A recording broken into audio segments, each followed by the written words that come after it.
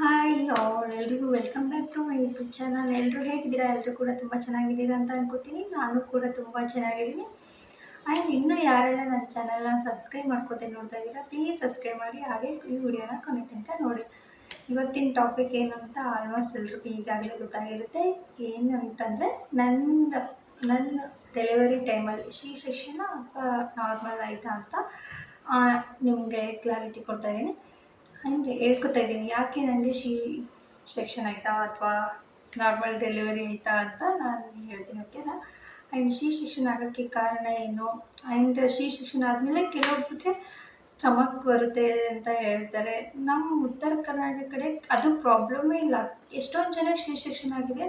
ನಿಜವಾಗ್ಲೂ ನಂಬಿದ್ರೆ ನಂಬಿ, ಬಿಟ್ಟರೆ ಬಿಡಿ. ಯಾರಿಗೂ ಸ್ಟಮಕ್ ಮುಂದೆ ಬಂದಿದೆ ಅಂತ ಪ್ರಾಬ್ಲಮ್ ಇಲ್ಲ. ಅದಕ್ಕೆ ಒಂದು ಏನಪ್ಪ ಮೇನ್ ರೀಸನ್ ಬಂದು ಯಾಕೆ ಬರಲ್ಲ ಅಂತಂದರೆ ಕೊನೆಯಲ್ಲಿ ಹೇಳ್ತೀನಿ. ಆ್ಯಂಡ್ ನೋಡಿ, ನನಗೆ ಯಾವ ಸೆಕ್ಷನ್ ಅಂತಂದರೆ ನನಗೆ ಸೆಕ್ಷನ್ ಆಯಿತು.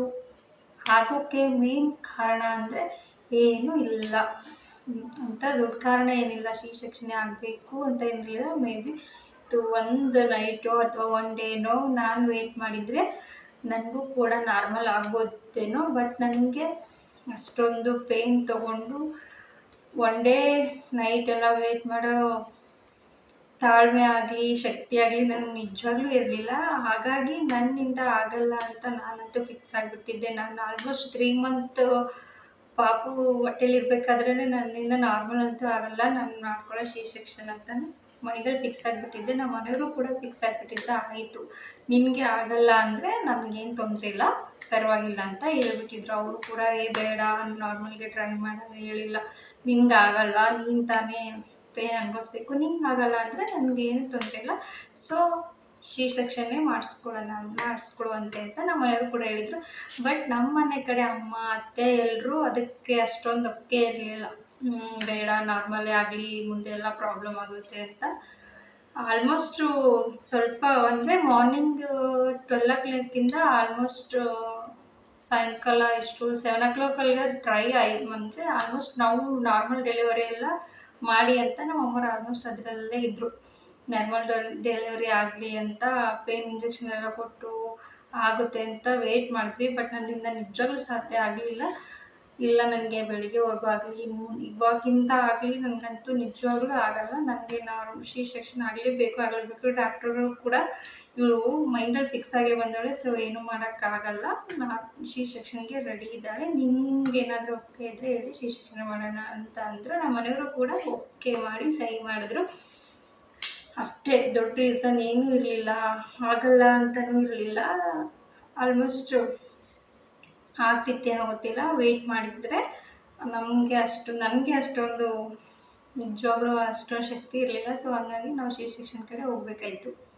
ಆ್ಯಂಡ್ ಇನ್ನೊಂದು ಏನಪ್ಪ ಅಂದರೆ ಸೆಕ್ಷನ್ ಆದಮೇಲೆ ಮೇನ್ ಫುಡ್ ಈ ಕಡೆ ಕೆಲವೊಂದು ಕಡೆ ಏನಪ್ಪ ಅಂದರೆ ನಮಗೆ ಆಲ್ಮೋಸ್ಟ್ ಸೆಕ್ಷನ್ ಆದಮೇಲೆ 24 hours ತನಕ ಏನು ಫುಡ್ ತಿನ್ನೋಕ್ಕೆ ನೀರು ಸಮೇತ ಕೊಟ್ಟಿರಲಿಲ್ಲ. 1 ಡ್ರಾಪ್ 2 ಡ್ರಾಪ್ ಅದು ಮಾತ್ರ ನೀರು ಹಾಕಿದ್ರು ಅಷ್ಟೇ. ಅದಾದಮೇಲೆ ಟೀ ಕುಡಿಬೋದು ಅಂತಂದರು. ನಾನಂತೂ ಕುಡಿಲಿಲ್ಲ. ಸ್ವಲ್ಪ ಅದು 24 hours ಮೇಲೇ ಸ್ವಲ್ಪ ವೆಯ್ಟ್, ಆ ಪೇನಲ್ಲಿ ಏನು ಬೇಡಪ್ಪ ಅಂತ ಅನ್ನಿಸ್ಬಿಟ್ಟಿತ್ತು. ಆ್ಯಂಡ್ ನಮಗೆ ಬಾಣ್ತನ ಟೈಮಲ್ಲಿ ಏನು ಫುಡ್ ಕೊಡ್ತಾರೆ ಅಂತಂದರೆ ಉತ್ತರ ಕರ್ನಾಟಕ ಕಡೆ ನಮಗೆ ಇದು ಕೊಡೋದಿಲ್ಲ, ಮೇನ್ ಚಪಾತಿ ಕೊಡೋಲ್ಲ, ರೊಟ್ಟಿ ಕೊಡೋಲ್ಲ. ಈ ಕಡೆ ಎಲ್ಲ ಚಪಾತಿನ ಏನು ರೊಟ್ಟಿನ ಮುದ್ದೆಯನ್ನು ಕೊಡ್ತಾರೆ. ಇದು ನಮ್ಮ ಕಡೆ ರೈಸ್ ಐಟಮ್ ಕೊಡೋದೇ ಇಲ್ಲ. ಈ ಕಡೆ ಮೇನ್ ಬಂದು ಎಲ್ರಿಗೂ ಸರಿ, ಇವಾಗ ಕ್ಲಾರಿಟಿ ಸಿಕ್ತು, ನಮ್ಗೆ ಸ್ವಲ್ಪ ಕನ್ಫ್ಯೂಸ್ ಆಗಿದೆ, ಸಾರಿ.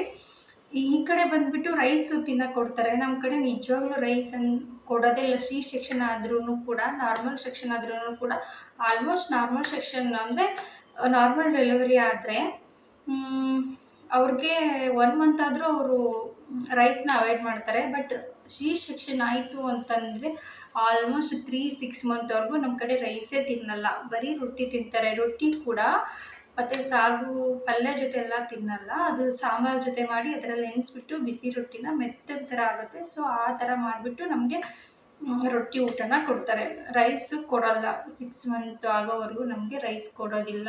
ಸೊ ಹಾಗಾಗಿ ಮೇ ಬಿ ಆ ರೀಸನಿಂದ ಅನಿಸುತ್ತೆ. ನಮ್ಮ ಕಡೆ ಸ್ಟಮಕ್ ಆಗಲಿ, ಆಮೇಲೆ ಎಕ್ಸ್ಟ್ರಾ ಬಾಡಿ ಅಲ್ಲಿ ಎಕ್ಸ್ಟ್ರಾ ಆ ಥರ ಏನೂ ಪ್ರಾಬ್ಲಮ್ ಬರಲ್ಲ. ಯಾರೇ ಆಗಲಿ ನಮ್ಮ ಕಡೆ ಸಿ ಸೆಕ್ಷನ್ ಆದವ್ರಿಗೆ ನಿಜವಾಗ್ಲೂ ಸ್ಟಮಕ್ಕು ಇಷ್ಟ ಬಂದಿದೆ, ಆ ಥರ ಪ್ರಾಬ್ಲಮ್ಮೇ ಇಲ್ಲ. ಎಲ್ಲರೂ ಆಲ್ಮೋಸ್ಟ್ ಸ್ಲಿಮ್ ಆಗಿ ಅದರೆ ಹೇಳಿ. ಈ ಕಡೆ ಕೆಲವೊಬ್ಬರು ಸಿ ಸೆಕ್ಷನ್ ಆದಮೇಲೆ ದಪ್ಪ ಆಗಿದ್ದೀನಿ, ಆಮೇಲೆ ಹೊಟ್ಟೆ ಬಂದಿದೆ, ಈ ಥರ ಎಲ್ಲ ಹೇಳ್ತಾರೆ. ಬಟ್ ನಮ್ಮ ಕಡೆ ನೋಡಿದ್ರೆ ಅವರು ಸಿ ಸೆಕ್ಷನ್ ಆಗಿದೆ ಅಂತಲೇ ಅನಿಸಲ್ಲ, ಆ ಥರ ಇರ್ತಾರೆ. ಆಲ್ಮೋಸ್ಟ್ ನಂದು ಸಿ ಸೆಕ್ಷನ್ ಆಗಿ 3-5 ಮಂತಲ್ಲಿ ನನ್ನ ಫ್ರೆಂಡ್ ಸಡನ್ನಾಗಿ ಸಿಕ್ಕಾಗ ಅವಳೇ ಹೇಳಿದ್ದು, ಯಾಕೆ ಹಿಂಗೆ ಸಣ್ಣ ಆಗಿದೆ, ಆ ಥರ ಸಣ್ಣ ಆಗ್ತೀವಿ. ಯಾಕಂದರೆ ರೈಸ್ ಕೊಡಲ್ಲ. ರೈಸ್ ಇಲ್ಲದೆ ನಮಗಂತೂ ಊಟ ತಿನ್ನೋಕ್ಕೆ ಆಗಲ್ಲ. ಆ ರೊಟ್ಟಿ ಡೈಲಿ ತಿಂದು ಬೇಜಾರಾಗಿಬಿಡುತ್ತೆ. ಸೊ ಹಂಗಾಗಿ ಇನ್ನೊಂದು ಮೈನ್ ಪಾಯಿಂಟ್ ಏನಪ್ಪ ಅಂದರೆ, ರೈಸ್ ಕೊಡೋದ್ರಿಂದ ಸ್ಟಿಚ್ ಆವಾಗಲೇ ತಾನೇ ಹಾಕಿರ್ತಾರಲ್ವ, ಸೊ ಅದು ನವೆ ಥರ ಏನಾದರೂ ಆಗಿಬಿಡುತ್ತೆ ಅಂತ ರೈಸು. ಸೊ ಹಂಗಾಗಿ ಕೊಡಲ್ಲ.